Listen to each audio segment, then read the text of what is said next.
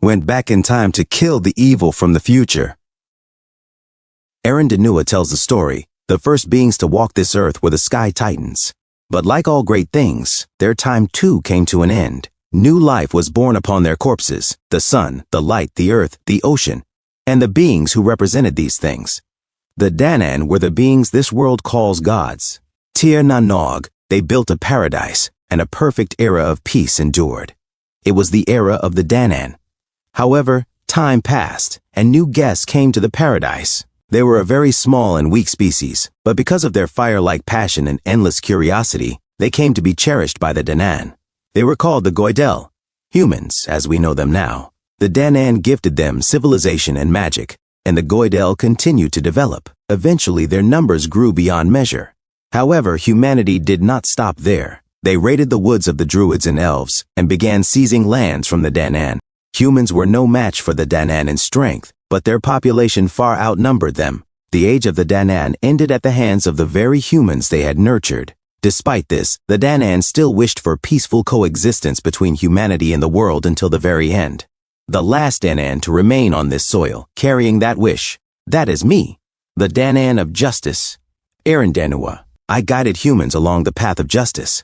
My disciples left their names in history as heroes. However, I could never rid myself of the loneliness that came from being the last of my people in this world. That is why I always wandered the ruins and sacred sites my kind had left behind. At Gorias, I finally found another Danann who had been left behind, Tatez Valtazar. That child erased the old loneliness in my heart. He was my joy. I gave him everything: love, spearmanship, treasures. I loved him as my son, my friend, my lover. But I did not know why two Danann had been left in this world.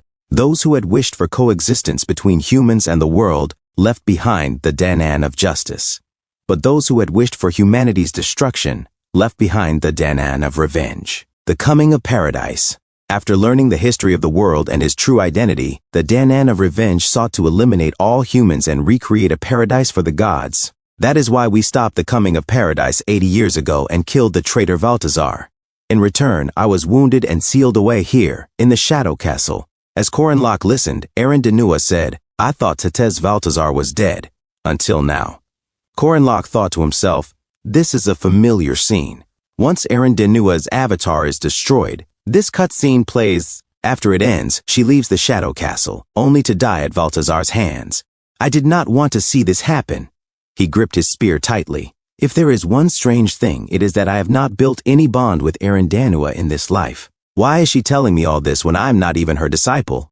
Corinlock said, do you not know that I am Valtazar's disciple? Why did you call me here?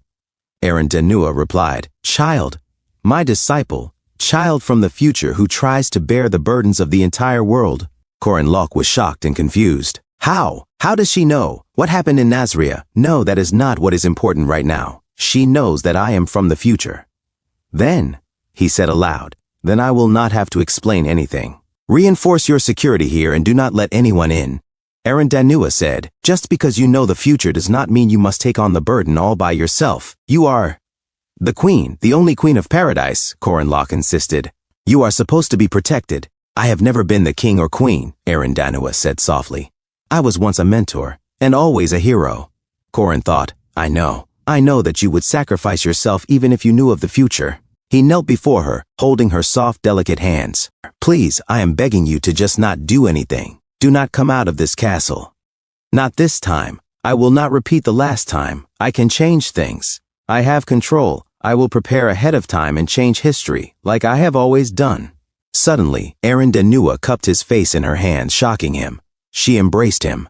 We have reunited and we care about each other, but we cannot deny ourselves our fate, she said. Just like the Aaron Danua from 3 centuries ago did, and just like the Aaron Danua in the future did, I will trust and support you in this present. I'm going to protect you. That is my duty and my choice. Ah, Corin whispered. Despite knowing everything, I cannot change anything, he thought as he savored the warmth of her embrace. A few days later, Corinlock trained in the training room like a man possessed.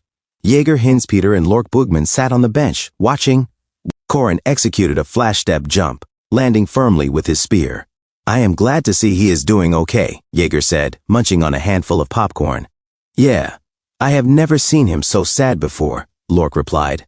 During the chairman's funeral, I was worried that Korin would not be alright because of how depressed he looked, Lork thought. But seeing as he is back to his training, he really is not human. As he eats popcorn, Korin Lok's hand is completely beaten up from his continuous training. Jaeger Hinspeter said, "But do you not think the girls around him are all depressed too?" Mariette returned to the south, and Alicia is in the hospital. The only normal one is her. Hwarin walks toward the training room with a towel and a water bottle. She suddenly becomes angry and crushes the metal water bottle. Jaeger Hinspeter, sweating, says, maybe not. Hwarin immediately grabs Korin Lok's wrist. "You?" she says, looking at his badly beaten-up hand. Korin Lok pulls his arm away and says, "Let go. I am not done." "Hey!" Hwarin calls, but Korin Lok looks back at her just as she charges her fist and punches the wall. A few moments later, Hwarin steps forward in her high heels and says, "Come with me." Outside in the rain, Korin Lok asks, "What do you want?" "There is not enough space inside," Hwarin says. Korin Lok suddenly disappears and says, "Let us fight," charging toward her. "What?" "So suddenly?"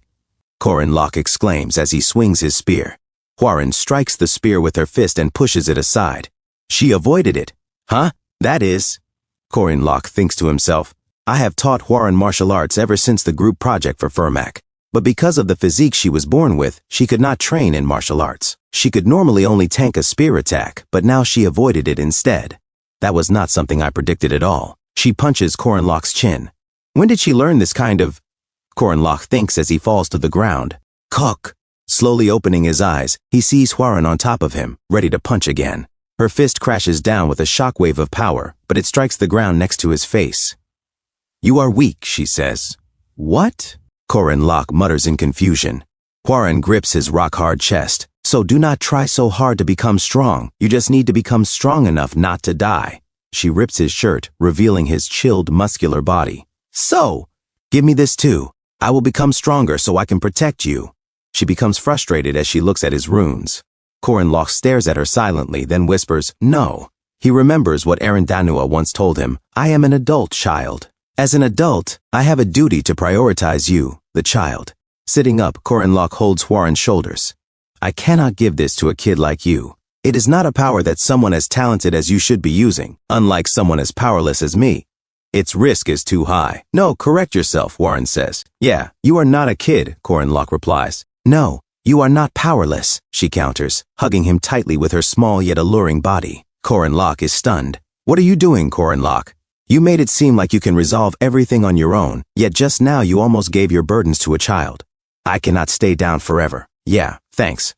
Let us get up," he says, hugging her back. Looking up at the sky, Korin Lok says, "There is a lot I have to do." Thanks for tuning in. I truly appreciate each and every one of you who took the time to watch this video. Don't forget to hit that like button and subscribe for more content like this. If you enjoyed what you saw, consider sharing my videos or channel with your friends who might also enjoy it. Your support means the world to me and helps my channel grow. Let's keep this community thriving together. Until next time, see you in the next video.